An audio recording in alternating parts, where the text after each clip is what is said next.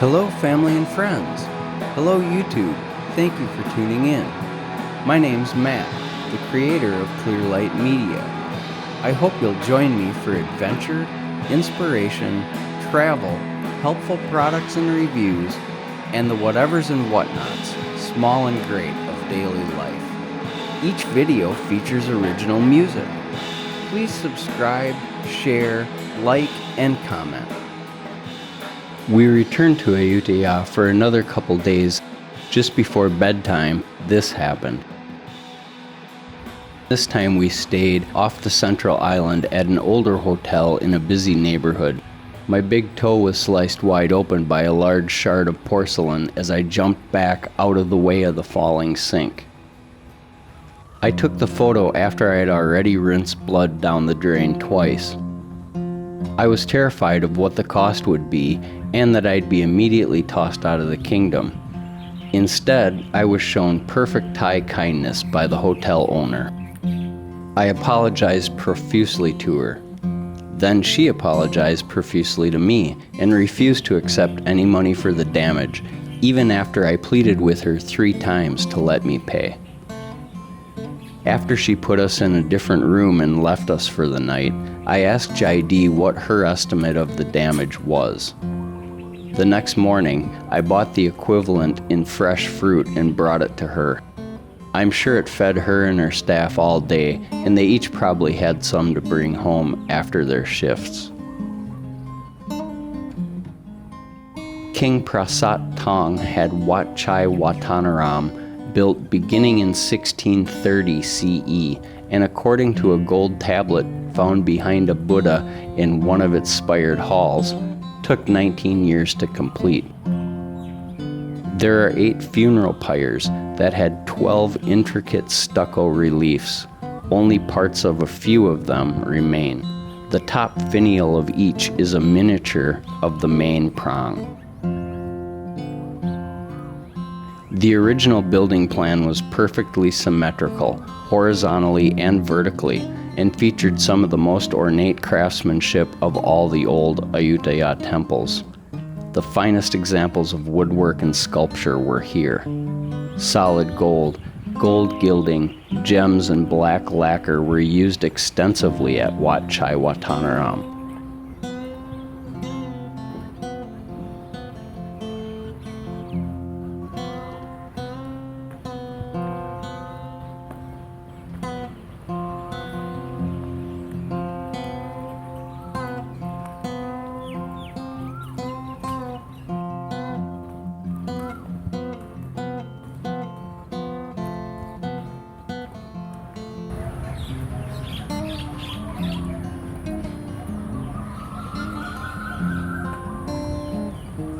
The temple was deserted for 220 years, and renovation began in 1987.